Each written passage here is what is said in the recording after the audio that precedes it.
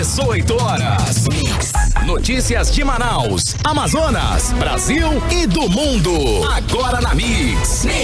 Muito bem, 6 horas em ponto. Começa agora o programa 18 horas da Mix 100,7. Aqui é o espaço do jornalismo sério, isento e feito especialmente para você, ouvinte em 100,7. Nossa equipe é formada por profissionais de larga experiência e comprometidos com a ética e com a verdade. Sérgio Bartolo, Paulo Castro, Azaf Augusto, Odinei Araújo, Nathalie Moraes, Karime Leão, Rodrigo Soares e Cid Soares trabalhando diariamente para levar as informações mais importantes para você. Tudo bem, Karime Leão, nesta quarta-feira? Muito boa noite, Carlos Júnior. Boa noite especial para você que nos acompanha aí, sintonizado na 100,7 na Mix FM. E é claro, para você que nos acompanha pelas redes sociais, um beijo especial para você ligado que tem um aplicativo humano e confere aí ao vivo, né, toda a movimentação aqui nos estúdios da Rádio Mix. Estamos juntos até às 7 da noite com 18 horas. Nosso programa traz notícias reais, ouvindo todos os lados dos envolvidos sem sensacionalismo. E com o único objetivo, deixar você bem informado com o que é realmente importante e o que é relevante para você, cidadão. Boa noite pra geral, boa noite a todos os amigos que nos dão essa carona, o pessoal da 99, do Uber, né, dos taxistas. E você, motorista, que está nos acompanhando nesse trânsito que se torna realmente meio complicado nesse horário. Boa noite, em especial você. Notícia com credibilidade, você confere aqui no 18 horas, o programa de notícias e debates da Mix Manaus. Você pode participar com a gente do 18 horas, também pelo chat do aplicativo Humano ou pelo nosso WhatsApp. Anota aí, 99312-1007. Legal, e participa da bancada do 18 horas, todos os dias, todas as noites, o diretor de jornalismo da Rádio Mix, Paulo Castro. Boa noite, Paulo Castro. Dá uma boa noite, né, Paulo? Certo, boa noite, Carlão. Boa noite a todos os ouvintes. Onde estava o Paulo Castro? Aqui atrás.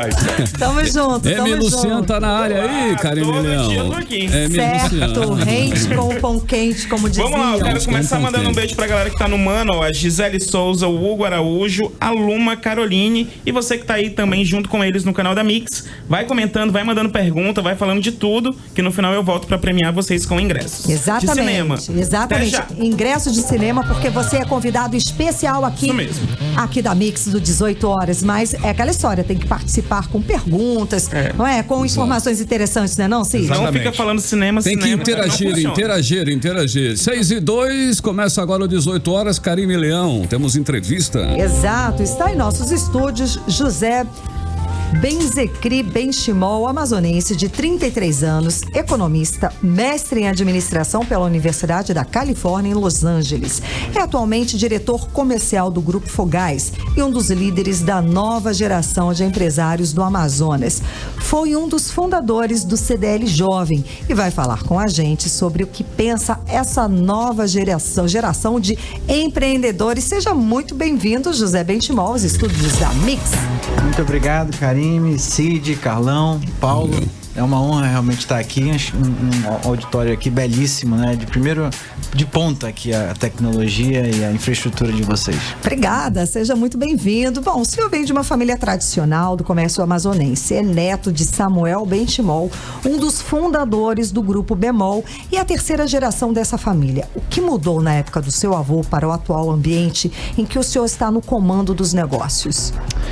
Uma boa pergunta, né? Eu atuo como diretor comercial, meu pai é o presidente da empresa, eu contribuo, né, nessa área. Acho que basicamente no passado havia pouca tecnologia de informação, né? Então a comunicação era muito mais difícil, você gerir a distância era muito mais difícil, você precisava realmente de pessoas de muita confiança para sua organização prosperar. Hoje, com o auxílio, né, da tecnologia, a globalização, você consegue ter equipamentos de ponta, né? Basicamente, à medida que eles são lançados nos outros países, você consegue importar e incorporar ao seu processo tanto máquinas e equipamentos como sistemas de informática, né, que ajudam na gerenciamento, na comunicação do dia a dia. A informação ficou mais rápida, mas de repente a competição também, não é? Certamente, porque isso aqui não é uma exclusividade nossa, né? Então todas as empresas têm acesso a isso, inclusive as pequenas empresas. Então, os sistemas ficaram cada vez mais baratos, cada vez mais simples de operar, e isso tornou o mercado mais competitivo, né? Ou seja, a disputa é muito maior hoje em dia também. E como está o comércio tradicional? Como ele está sobrevivendo? Como ele está se virando nesse ambiente aí de e-commerce? É meio complicado, né? Tem que dar né?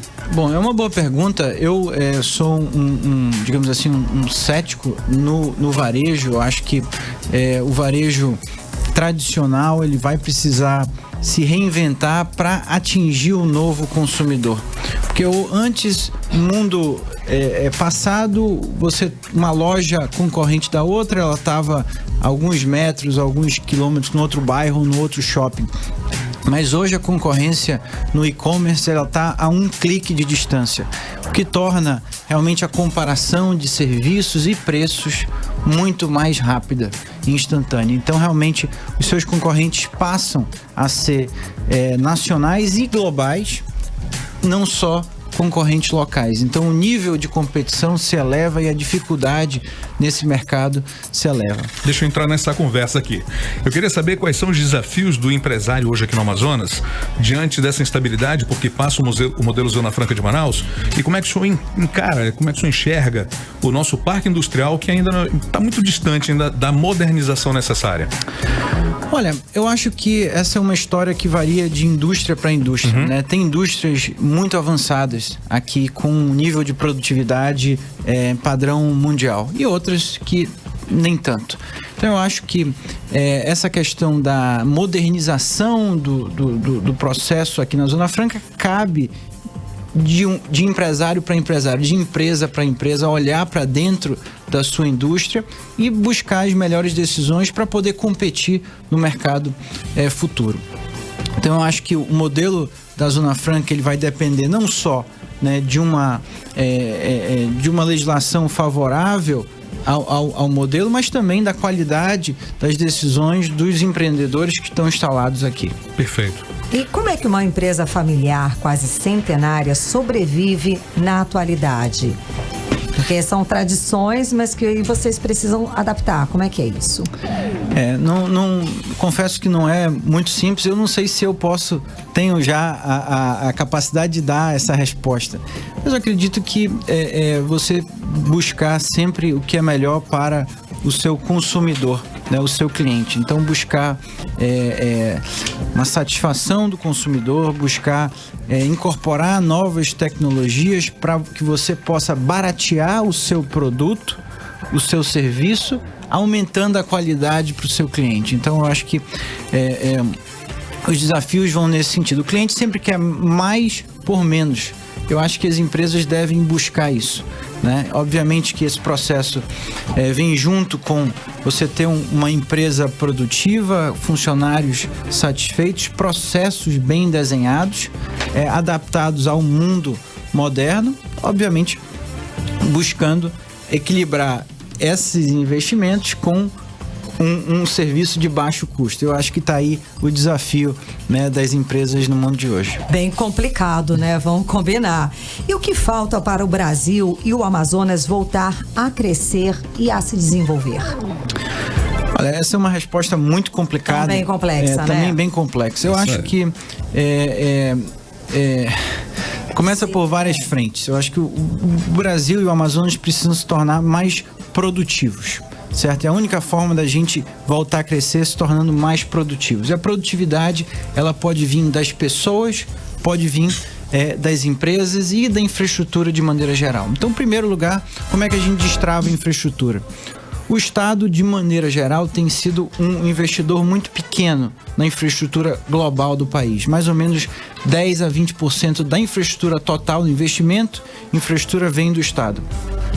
E ele não tem conseguido dar vazão nisso. Então eu acho que é importante, o que for possível, chamar a iniciativa privada para estar contribuindo com a infraestrutura, melhorando as estradas, portos, aeroportos, rodovias, etc. Esse processo de privatização e concessão que a gente vem vendo, eu acho que está no caminho certo, né?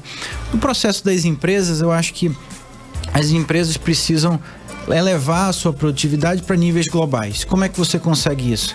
É através de importações, né, de equipamentos, através de importações de sistemas, né, e métodos de gestão. A gente consegue melhorar a produtividade das empresas e das pessoas. Aí eu acho que vai de indivíduo por indivíduo, a gente conseguir buscar a forma que a gente consegue crescer. Ou seja, diga. O senhor, como liderança jovem, já pensou em entrar na política?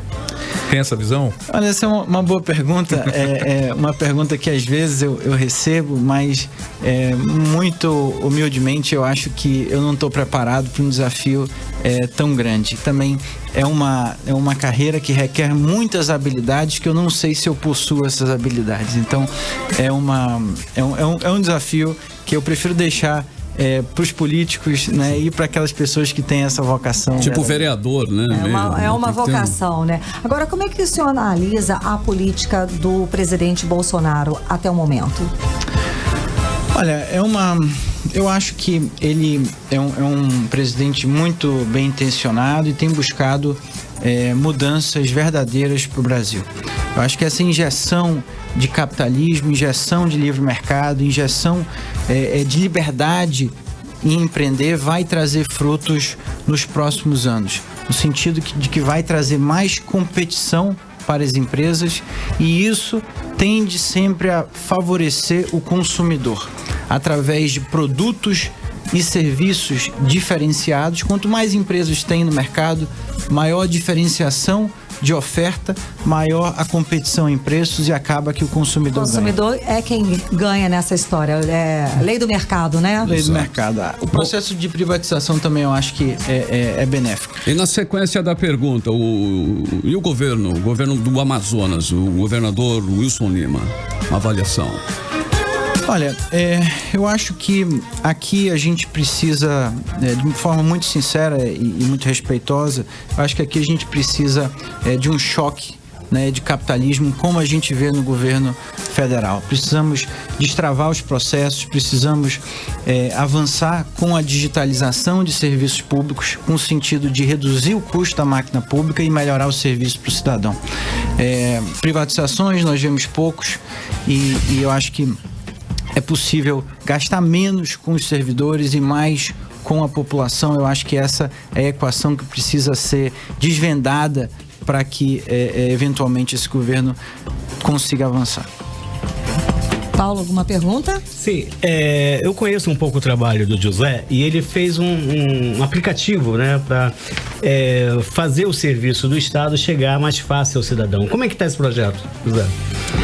Olha, esse foi um projeto que foi concebido na época do governo anterior, que tinha com esse objetivo realmente de engajar a população e tornar que boas ações fossem promovidas no estado do Amazonas. Ou seja, pessoas que queiram doar sangue seriam recompensadas com medalhas virtuais, pessoas que tivessem uma boa frequência nas escolas, queiram participar de programas de combate à dengue, coisas desse tipo, assim como a digitalização de alguns serviços do PAC, tornar o PAC um serviço inteiramente digital e colocado na palma da mão dos 4 milhões de amazonenses. Esse era o sonho, essa era a visão. E como é que está esse projeto hoje? Parado?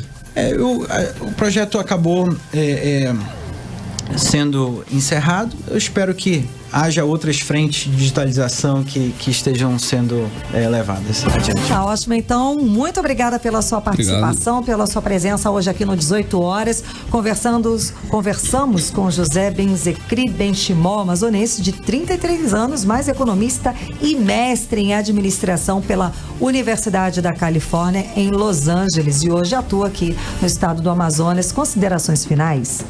Só dizer que foi um prazer muito grande falar com vocês e espero ter contribuído alguma coisa, e eu desejo muita sorte e sucesso ao programa. Muito obrigada. Boa noite. Bacana, 6h14 em Manaus. Você está ouvindo 18 horas. Muito bem, hoje, quarta-feira, dia 24 de julho de 2019, hoje o dia foi marcado por protestos do funcionalismo estadual. Está decretado a morte política de Wilson Lima.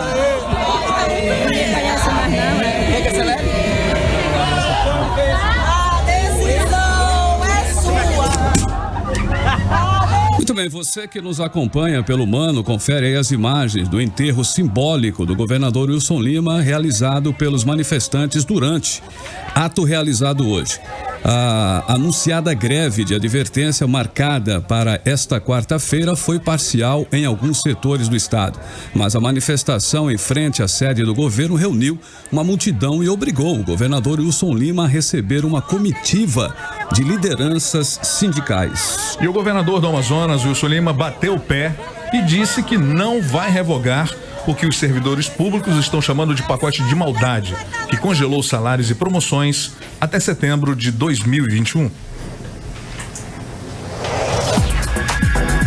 Até que se encontre um equilíbrio, até que nós cheguemos ao percentual de 46%, que é o limite prudencial, não podemos dar qualquer aumento ou qualquer database nesse sentido. E isso é uma recomendação do Tribunal de Contas do Estado, é uma recomendação da Secretaria Nacional do Tesouro. Ou nós fazemos isso, ou o governo não terá condições de pagar a folha de servidor público. Na próxima sexta-feira agora, vou reunir mais uma vez com o meu secretariado, que é pra gente poder diminuir mais gastos e ver onde é possível cortar. O momento é difícil, a economia no país não cresce e o estado do Amazonas é um dos primeiros a sentirem esse impacto da economia, uma vez que nós temos uma quantidade de empresas significativas no distrito industrial e a economia, o mercado, ele é muito sensível a todas essas situações.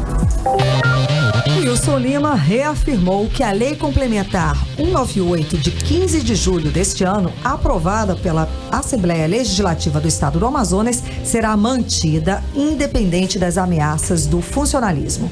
Mais de 3.500 pessoas se reuniram e fecharam uma faixa da Avenida Brasil, interrompendo o trânsito no local. Usando carros de som, as lideranças gritavam palavras de ordem e exigiam a revogação das medidas e chegaram a pedir o impeachment do governador Wilson Lima. O repórter Azaf Augusto estava lá e nos dá mais detalhes. Com palavras de ordem e até cortejo de um funeral simbólico, com caixão e foto do governador Wilson Lima, servidores de diversas categorias protestaram hoje contra a lei que congela os salários dos trabalhadores até 2021. A manifestação iniciou às 8h30 da manhã e terminou por volta de 11h30, em frente à sede do governo no bairro Compensa, como explica o secretário do Movimento Unificado dos Servidores Públicos, Lambert Melo. Hoje nós demos uma demonstração muito clara para o governador do estado que os servidores públicos do estado do Amazonas não estão para brincadeira. Nós sabemos que o governador apostou que isso aqui ia ser um fracasso hoje, mas nós atingimos hoje aqui aproximadamente 3.500 trabalhadores nesse ato público, mostrando ao governador que nós estamos firmes, convictos de que nós precisamos ser respeitados e que o governo vai ter que revogar essa lei, esse pacote de maldades que ele aprovou contra o serviço público. O agente de endemias, Mário Santos, disse que a categoria está insatisfeita com as medidas do governador. Ele tirou nossa database praticamente, o nosso aumento, ele praticamente não vai dar mais o nosso aumento. E ainda tem mais, o nosso 13º, que era para receber agora nesse mês, praticamente ele cancelou. Uma comissão foi recebida pelo governador que divulgou nota, informando que não vai revogar a lei que congela os salários. Na próxima segunda-feira, haverá uma nova reunião entre representantes das categorias e o governador. Os servidores saíram insatisfeitos da reunião e a assembleia marcada para o próximo sábado vai ganhar nova data, onde esses trabalhadores vão decidir por uma greve geral com tempo indeterminado. Volto com vocês. Muito bem, escolas estaduais paralisam atividades parcialmente por conta da greve geral hoje no Amazonas. A SEDUC garante que o funcionamento foi 100% e entidades sindicais dizem que 40% das escolas da capital aderiram à greve geral. A reportagem é de Odineia Araújo.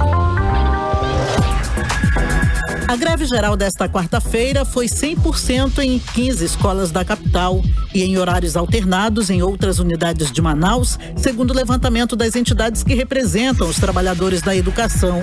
De acordo com a SEDUC, as escolas da rede estadual não paralisaram as atividades.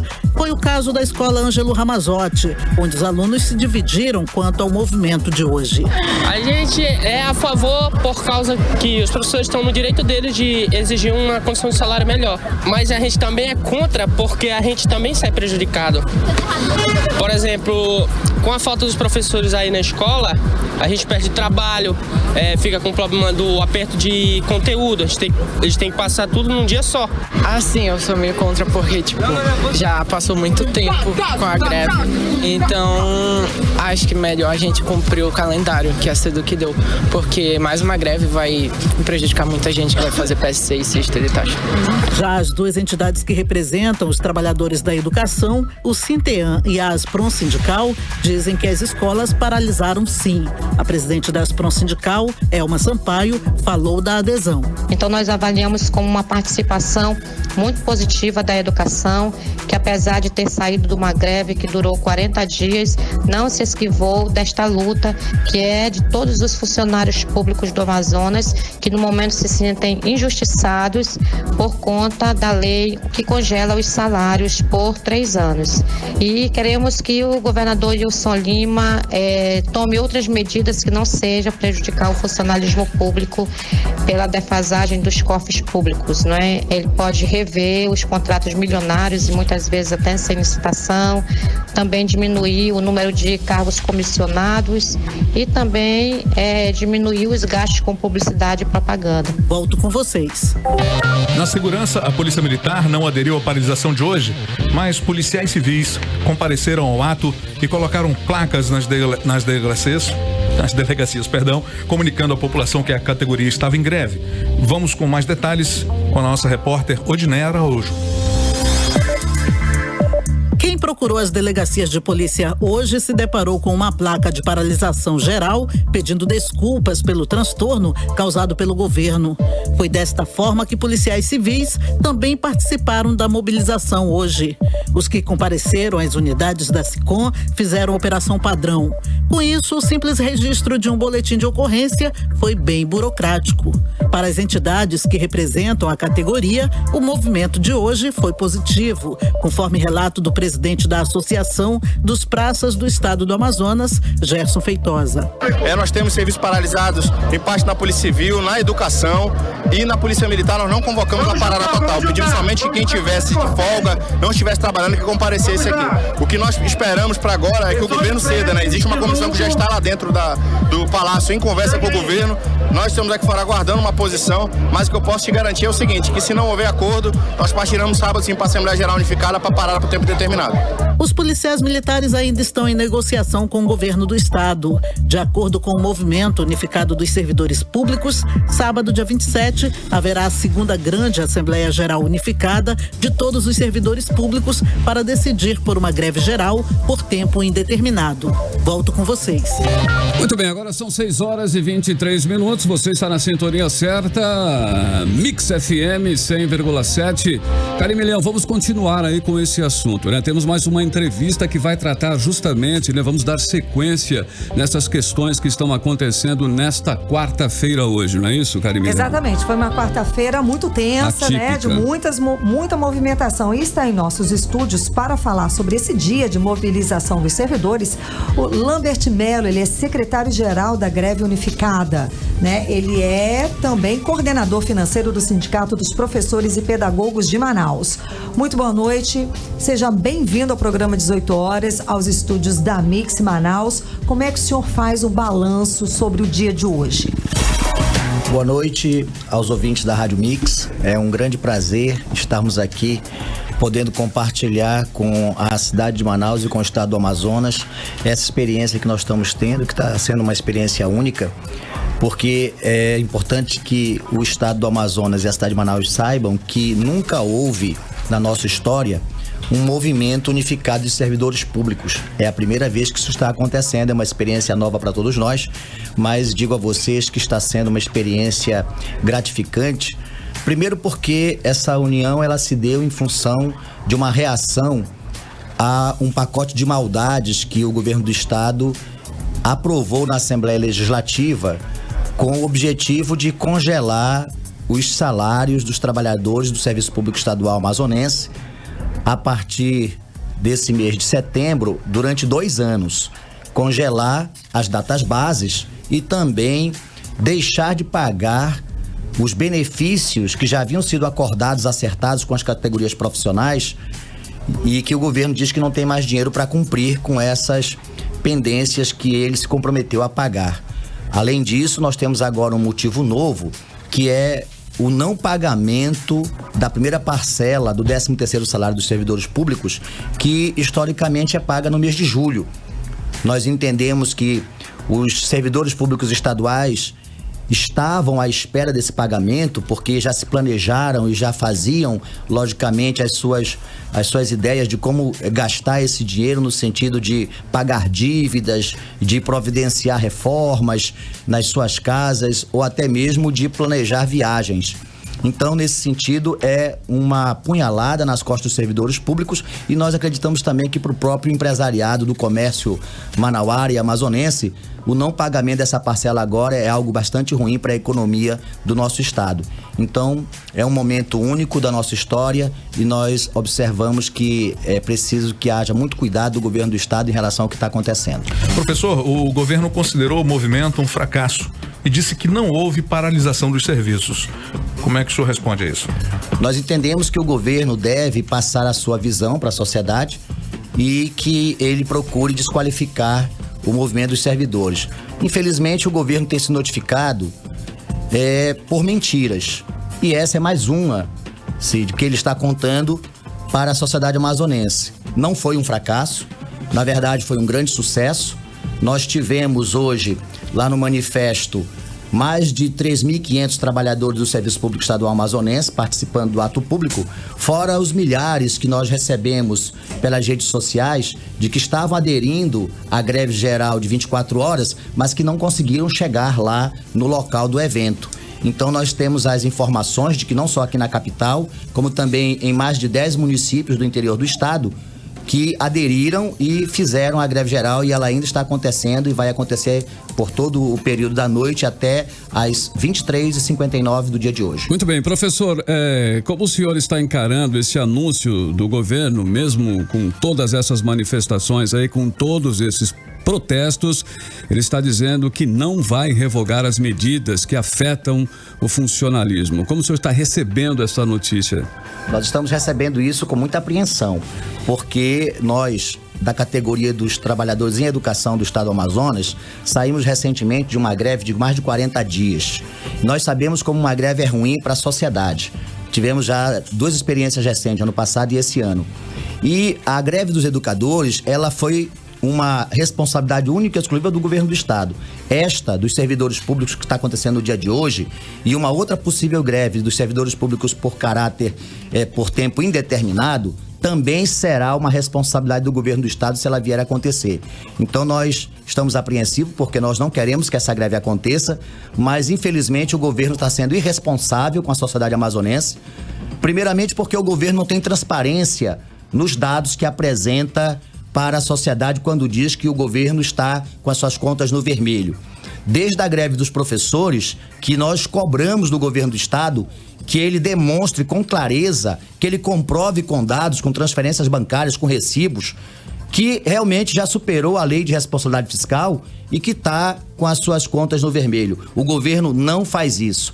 Usa a imprensa que ele paga para divulgar dados falsos, mentirosos, mas não prova para a sociedade que o que ele diz é verdadeiro. Então nós achamos que o governo está sendo irresponsável na medida em que ele não está se preocupando com o caos que vai se transformar a cidade de Manaus e o estado do Amazonas se uma greve do serviço público acontecer por tempo indeterminado. Professor, quais são os próximos passos? Bem, nós estivemos reunidos agora pela parte da tarde, o comando geral aí desse movimento, o MUSP, que é o Movimento Unificado dos Servidores Públicos do Estado do Amazonas, e nós deliberamos que nós vamos sim, na segunda-feira, às 14 horas, na Cefaz, conforme foi feito o convite pelo governador do estado, para recebermos as planilhas, os dados que o governo se dispôs a nos repassar pela cobrança que nós fizemos, pela transparência. Nós vamos lá e vamos receber os relatórios que eles tiverem para nos apresentar. E vamos fazer a análise desses dados e devemos estar realizando, no próximo sábado, dia 3 de agosto, uma grandiosa Assembleia Geral unificada de todo o serviço público para, em cima da análise desses dados, decidir quais os próximos passos que nós vamos estar realizando. Se a greve por tempo determinado vai acontecer ou se nós vamos continuar com algum diálogo que o governo ainda tem a intenção de fazer. Nós entendemos que essa posição do governo de dizer que não revoga, ela é precipitada, porque se a sociedade amazonense decidir que o governo tem que revogar, nós entendemos que o governo precisa fazer o que é a vontade da sociedade. Bem, agora são 6h30, estamos conversando com o professor Lambert Melo, coordenador financeiro do Sindicato dos Professores e Pedagogos de Manaus. Professor, como é que o senhor analisa a gestão financeira do Estado? O governo está fazendo por onde reduzir os gastos não essenciais? Para nós é bastante temeroso, Cid, porque nós temos notícias quase todo dia, através da Assembleia Legislativa, que o governo faz contratos milionários com empresas e muitos desses contratos são feitos sem licitação, sem nenhum tipo de transparência. E muitos desses contratos já foram denunciados como superfaturados. Então o governo está gastando a rodo com empresas e nós temos agora algo que evidencia isso. Nós estamos vendo aí de 5 em 5 minutos a propaganda do governo na televisão, em rádios pagas pelo governo para veicular mensagens mentirosas do governo. Então, não economiza com propaganda, não economiza com contratos milionários superfaturados, sem licitações, não corta os cargos comissionados, porque nós temos a denúncia de que havia uma quantidade imensa de cargos comissionados no governo anterior do Amazonino Mendes e o governo do Wilson Lima, ele duplicou a quantidade de cargos comissionados e não corta na própria carne. Então a gestão financeira do governo do estado, ela é temerária e ela precisa ser realmente equacionada, mas não é congelando o salário dos servidores públicos, porque isso aí é uma covardia. A nosso ver, o governo vai justamente em cima da parte mais fraca da sociedade, que são os trabalhadores, os servidores públicos. O governo precisava, sim, fazer a sua lição de casa, reduzir os contratos, cortar os cargos comissionados, cortar a propaganda institucional e depois disso, se ainda continuasse com as contas no vermelho, que nós não acreditamos nisso, ele poderia então buscar um diálogo, uma tentativa de convencimento com os servidores públicos do estado do Amazonas para que a gente pudesse concordar ou não com um congelamento. Mas o governo fez tudo isso sem nenhum diálogo, sem nenhuma conversa, de forma abrupta, autoritária, mandou para a Assembleia Legislativa, aprovou a toque de caixa, infelizmente com a aquiescência da maioria da Assembleia Legislativa, e hoje nós estamos aqui falando de uma greve de advertência que foi feita por conta da irresponsabilidade do governo. O senhor ainda acredita em algum tipo de diálogo? O senhor acha que depois da reunião de hoje há alguma assim, hipótese do governo voltar atrás de uma dessas medidas? Karime, essa é uma característica do Sindicato dos Professores e Pedagogos de Manaus. O Aspon Sindical sempre acredita no diálogo, sempre acredita na possibilidade da resolução dos problemas através do entendimento. A nossa greve, ela só aconteceu por falta de diálogo do governo. E essa greve agora, novamente, é essa característica.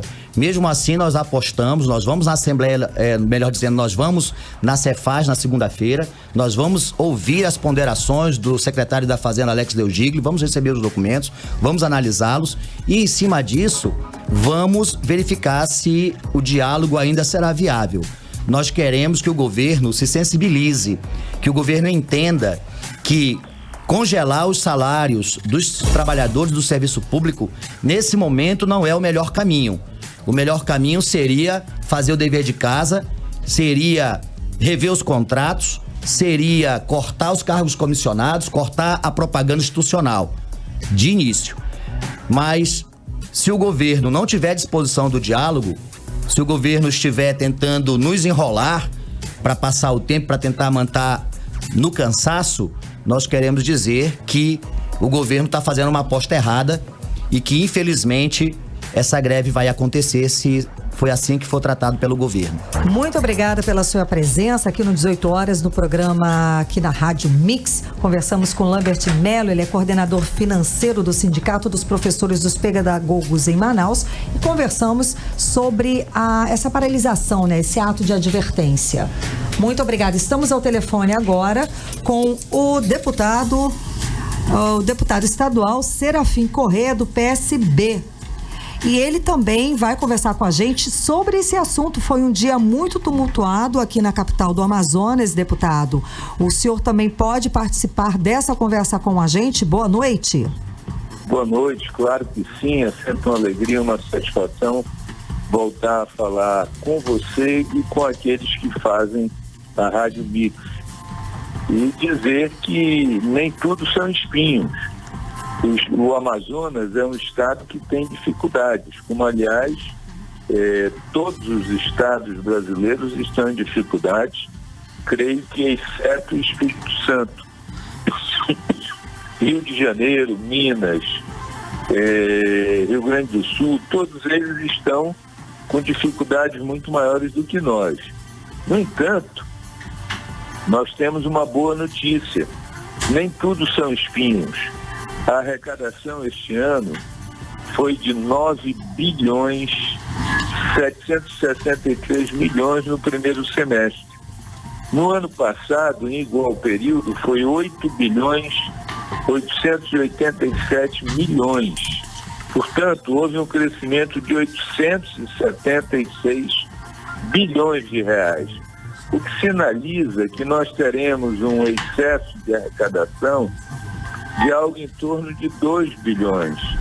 O governo diz que tem uma dificuldade que gira em torno de 3 bilhões de reais. 2 bilhões caminham para uma solução. Resta correr atrás para pagar esse incêndio de 1 bilhão de reais, que não é pouco dinheiro. Mas se você olhar para Minas já aprovou o orçamento deste ano com um déficit de 30 bilhões de reais. Então, eu entendo que não é para apavorar, não é para desesperar. Tem que jogar aberto, tem que conversar, tem que dialogar, tem que, enfim, fazer política, que é algo que as pessoas no Brasil, de modo geral, estão esquecendo de fazer. Conversar não tira pedaço de ninguém. Que é exatamente o que o nosso convidado aqui no estúdio estava falando, né, Lambert Melo, que a conversa, né, o diálogo está sempre aberto com as lideranças sindicais, entre elas e o governo, não é isso? Exatamente, eu entendo que a conversa é o melhor caminho e muito dos problemas que nós no Brasil passamos hoje, eles acontecem em decorrência da falta do diálogo. A política brasileira está sentindo a falta de homens como Ulisses Guimarães, como Tancredo Neves, como Miguel Arraes, como Antônio Carlos Magalhães, como Brizola, que embora tendo posições antagônicas, opostas, até radicalmente opostas, na hora que foi para resolver a transição, na hora que foi para fazer o grande pacto nacional que foi a Constituinte, eles sentaram em torno de uma mesa e se entenderam minimamente em torno de pontos com os quais havia convergência. Onde não havia convergência foi para o voto. E aí quem tinha mais votos ganhou. Eu entendo que esse é o caminho há séculos e que nós não devemos abrir mão. No entanto, ultimamente, principalmente com as redes sociais, a agressividade, a violência, o xingamento passou a tomar conta do debate. Isso é muito ruim. Para minha geração, que assistiu à transição democrática, que assistiu o Plano Real, que assistiu os programas sociais feitos a partir de 2003, essa nova forma de fazer política é muito ruim. Só com agressão, sem conversa, sem diálogo, aí fica ruim. E eu estou falando isso de parte a parte. Certo, senhor. Deputado, o senhor votou contra esse congelamento dos salários. Há meios para evitar chegar a esse ponto? Veja, a razão do meu voto, eu disse muito claramente, é que tudo aquilo que está previsto ser concedido em 2020 foi acordado há menos de um mês. Ora, não dá para você fazer um acordo e um mês depois, sem reabrir a conversa, você desfazer unilateralmente o acordo, mandar uma mensagem para a Assembleia e para os deputados aprovarem. Então eu divergi de frente, disse claramente, votei a favor de todas as outras medidas que o governo propôs, por entendê-las necessárias a buscar o equilíbrio, mas essa de congelar, sem conversar, sem dialogar, é muito ruim. E depois eu quero aqui, assim, de forma muito, muito clara, está faltando, além do diálogo, está faltando a leitura para entender os fatos. Houve uma emenda na Assembleia, foi modificada aquela redação original. Os professores, nos moldes em que foi colocada a emenda, eles terão uma sobra de Fundeb no final do ano como nunca tiveram. Por quê? Porque o governo do Estado está gastando 50% com o salário do professor, quando a lei do Fundeb diz que no mínimo são 70%. É 60%. Quem deu esse... e o professor... Prossiga. Como? Não, prossiga. E essa informação está disponível na internet, no site do FNDE. O que vai acontecer? Quando chegar no final do ano, para alcançar os 60%, o governo vai ser obrigado a dar um abono do Fundeb. E aí, então, professor, vai ficar complicado, né? E esse fato não entrou na conversa, não foi esclarecido. Esse foi um trabalho da Assembleia como um todo, mas eu destaco aqui o trabalho da deputada Terezinha Ruiz. Foi ela quem fez essa sugestão, que foi acatada pelo relator, no caso, o deputado Saulo Viana. Então, agora, nada disso foi conversado por ninguém e fica ruim assim. Eu entendo que falta conversa, falta diálogo, falta transparência. Aliás, eu diria que a transparência até existe, falta consultar aquilo que está disponível na internet.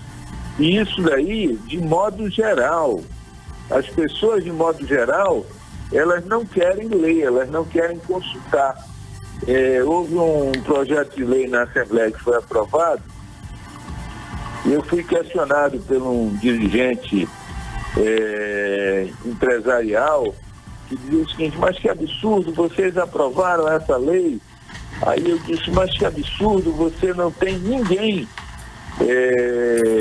no seu sindicato empresarial para acompanhar os processos que tramitam. Quer dizer, esse projeto foi apresentado, houve a defesa do projeto, mas não apareceu ninguém para dizer que o projeto tinha esse ou aquele defeito. O projeto foi aprovado. Aí ele disse: sim, como é que consulta? Aí eu digo: na internet, abre aí o site, aí é www.ale.am.gov.br. Vai lá em matérias legislativas. Deu todo o caminho das pedras, né, deputado? E olha só, o senhor deu todos os caminhos das pedras. E nós estamos aqui nos estúdios com o professor Lambert Melo, que lhe ouve, e queria também lhe dar uma palavra. O professor Lambert Melo. Deputado Serafim Correia, eu sou testemunha, estive na Assembleia Legislativa no dia da votação e quero lhe dizer que o senhor fez jus à sua história, sempre defensor das causas populares. Então, nesse caso do seu voto contrário a esse pacote de maldades do governador do estado, de forma bastante lúcida e sempre embasado em dados técnicos, o senhor realmente corrobora a nossa preocupação em relação a essa falta de diálogo que o governo vem demonstrando com as categorias profissionais do serviço público. E, inclusive, aproveito aqui essa grande audiência da Rádio Mix na sociedade amazonense para lhe solicitar que o senhor possa estar nos ajudando, se possível, na busca desse diálogo com o governador do estado, na busca de sensibilizá-lo de que é preciso continuar o diálogo que começou hoje lá no governo do estado, na sede, quando estivemos lá hoje pela manhã, para que a gente não seja realmente obrigado, o deputado Serafim Correia, a ter que fazer uma greve geral do serviço público por tempo indeterminado. Então, esperamos ter aí no seu mandato, no seu gabinete, uma postura firme na condução também desse diálogo com o governador do estado. Queremos lhe agradecer pelo seu voto. Ok, então, muito obrigada então pelas palavras, obrigada pela participação no programa 18 horas. Conversamos com o secretário-geral da Greve Unificada, o professor Lambert Melo, e também com o deputado estadual Serafim Correia, do PSB. Mas você me permite uma pequena... É o seguinte, é que o governo tem líder. A líder é a deputada Joana Dark, ela é a pessoa indicada para fazer esse meio campo. O meu diálogo, eu faço tudo no sentido de ajudar o diálogo. Agora, a gente tem que ir pelo caminho certo. A gente não pode atropelar a colega que está no exercício do cargo da liderança. Eu faço um mandato independente, quero dizer que o PSB não tem nenhum cargo no governo, nem reivindica, nem quer. Aprovamos aquilo que entendemos que é bom, e não concordamos com aquilo que entendemos que é equivocado. Agora, com todo respeito, sem agressividade e tudo mais. Eu me comprometo a buscar esse diálogo com a deputada Joana Dark, que tem sido uma pessoa que defende o governo, mas que também busca e caminha nessa direção de estabelecer o diálogo. Perfeito. Muito obrigado pela sua gentileza de ter me dado mais esses poucos minutos. Muito obrigada, deputado estadual Serafim Correia, do PSB. O senhor está convidado a participar ao vivo aqui nos estúdios da Rádio Mix. Muito obrigada, boa noite. Muito obrigado, boa noite. 18 horas. Muito bem, agora são 6 horas e 46 minutos em Manaus. Vamos agora conferir, né, aqui em 100,7 na Mix FM, o playlist 18 horas. São as músicas mais executadas pelas distribuidoras digitais e depois selecionadas para você que acompanha a gente aqui no 18 horas. Você está ouvindo Mix 18 horas. Bacana, né, Cid? Agora 6h51. Muito boa noite para você em 100,7 aí na frequência certa, né, Karim Milhão? Exato, e temos trânsito, Carlão. Temos trânsito, olha que bacana. Vamos saber então como está o trânsito em nossa cidade aqui com o Rodrigo Soares. Trânsito. E aí, Carlão, vamos lá conferindo. Boa noite a todos. Na rotatória do bairro Armando Mendes, o trânsito no local segue com retenção no momento. E na Avenida Djalma Batista, no sentido bairro, o trânsito no momento também apresenta fluxo com retenção em vários trechos. Bom, participe com a gente do programa 18 horas, o programa de notícias e debates da Mix. O WhatsApp é 9312-1007, Karime. E o governo do estado não definiu uma data para pagar a primeira parcela do 13º salário, que deveria ser pago este mês, como prometeu o governador Wilson Lima em entrevista coletiva concedida no dia 14 de julho. Bom, a Cefaz ficou de divulgar um novo calendário. Novos estudos serão elaborados e um deles prevê o pagamento do 13º salário somente em dezembro. A prioridade agora é manter o pagamento em dia da folha do mês, orçada em 400 milhões de reais. Você está ouvindo 18 horas. E o apagão de energia lá em Manacapuru e Iranduba entrou no 5º dia. Olha aí. A ação emergência executada pela empresa Amazonas Energia, com a colocação de geradores nos 2 municípios, ainda não foi suficiente para restabelecer o fornecimento de energia, que deve acontecer, segundo a concessionária, somente no sábado ou mesmo no domingo. 18 horas. E uma ação policial no início da tarde desta quarta-feira desbloqueou o acesso às distribuidoras de combustíveis no Distrito Industrial. Motoristas de aplicativos estavam impedindo a saída de caminhões-tanques com combustíveis para o abastecimento nos postos em protesto contra o preço da gasolina. Mais detalhes agora na reportagem de Nathalie Moraes. Motoristas de transporte por aplicativo que bloqueavam o acesso à estrada do Marapatá, no Distrito Industrial, na zona leste de Manaus, foram retirados do local nesta quarta-feira. Após uma intervenção montada por policiais da Ronda Ostensiva Cândido Mariano, a ROCAM. Depois de 3 dias de manifestação, Manaus ficou ameaçada de ficar sem combustível nos postos.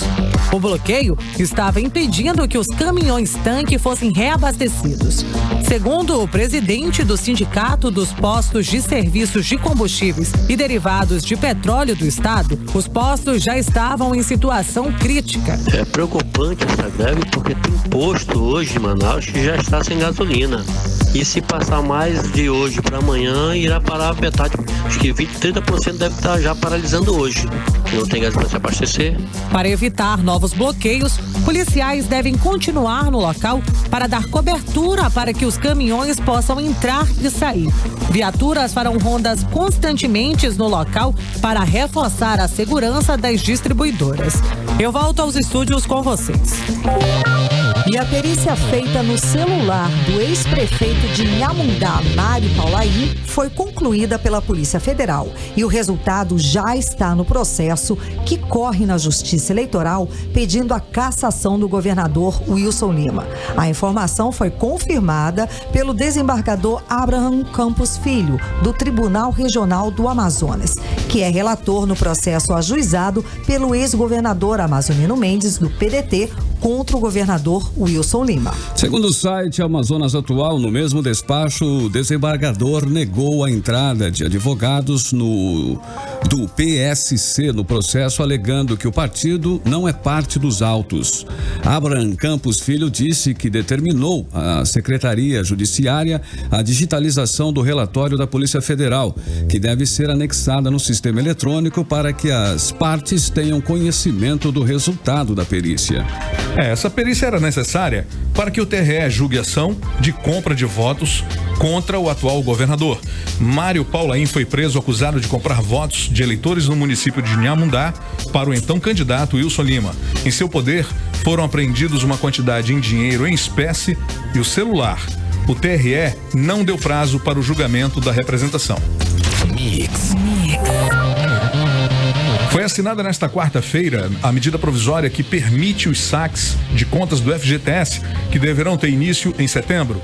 O governo elaborou um cronograma de liberação de saques que durará 6 meses, entre setembro de 2019 e março de 2020. No total, a MP permitirá saques de 63,2 bilhões de reais, sendo 23,2 bilhões de PIS, PASEP e 40 bilhões nas contas do FGTS. Agora em Manaus, 6h56. Hoje é quarta-feira. Temos a coluna de cinema com Caio Pimenta. Bora lá, Carlão? Bora, Cid? Bora! Boa noite a todo mundo. A partir desta quinta-feira, 6 novos filmes chegam aos cinemas de Manaus. Tem opção para todos os gostos. Quem curte comédia pode escolher. Tem As Trapaceiras, em que a Anne Hathaway e a Rebel Wilson vão se vingar de homens que a infernizam. E também As Rainhas da Torcida, com a Diane Keaton liderando um grupo de cheerleaders da terceira idade. Já os fãs de suspense podem conferir Ted Bundy, a irresistível face do mal. Protagonizado pelo Zac Efron, o filme traz a história de um dos maiores serial killers dos Estados Unidos, a partir do ponto de vista da esposa dele. Quem faz a linha mais cult tem opções vindas da Europa. No caso, o sueco Border, indicado ao Oscar de melhor maquiagem e penteado neste ano, e o drama francês Amanda. E um da Ásia, com O Mistério do Gato Chinês, repleto de aventura fantástica e belas imagens. É isso. Semana que vem eu tô de volta com mais estreias nos cinemas de Manaus. Até mais.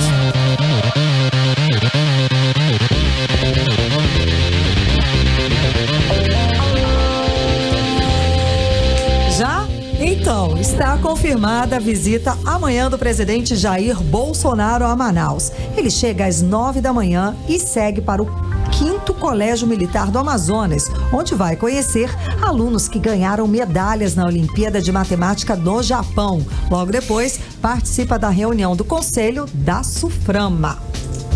Agora, 6 horas Exatamente. e 51. O presidente Jair Bolsonaro confirmou hoje que vai sim visitar e entregar certificados e medalhas aos estudantes amazonenses que participaram da Olimpíada de Matemática no Japão. O estudante Álvaro José Pedroso Pena, de 14 anos, conquistou a única medalha de prata do Brasil nessa Olimpíada. E Maria Beatriz Carvalho de Alencar, Vitor Hugo Santos de Oliveira e Heloísa Freitas Palheta Bentes conquistaram a medalha de bronze. E é eles que Bolsonaro fez questão de homenagear. Logo depois, Bolsonaro participará da reunião do Conselho de Administração da Superintendência da Zona Franca de Manaus, o CAS, que vai analisar 88 projetos industriais, sendo 26 de implantação e 62 de ampliação, atualização ou diversificação.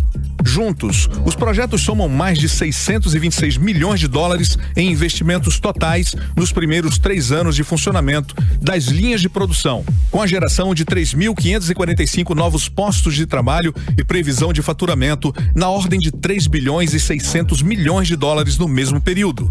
Entre os projetos industriais de implantação, que representam efetivamente a abertura de novas empresas no polo industrial de Manaus, destaca-se a iniciativa da Yellow Indústria e Comércio de Equipamentos de Mobilidade Limitada, que apresentou o projeto para produzir patinetes e bicicletas elétricas com investimento de 12 milhões de dólares e expectativa de geração de 206 empregos.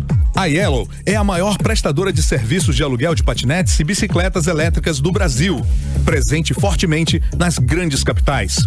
Outro destaque na implantação é a empresa de plástico do Amazonas, EPA, que apresenta projeto para a fabricação de resinas plásticas com investimento superior a 50 milhões de dólares e geração de 182 novos empregos. Muito bem, agora 7 horas em ponto em Manaus.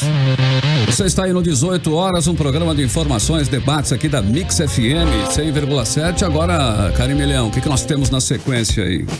Ingressos pro cinema. Ingressos pro cinema. Temos, exato. Temos resultado. Emi Luciano. Karime tava no celular, né, Karime? Tava meio com o crush local, dela. né? Eu tava aqui vendo o pessoal do Mano aqui. Que horas sai? Bem, Poxa, olha bacana, esse, medalha. Legal, o pessoal tá feliz aí com o Bolsonaro chegando amanhã. Eu tô vendo aqui.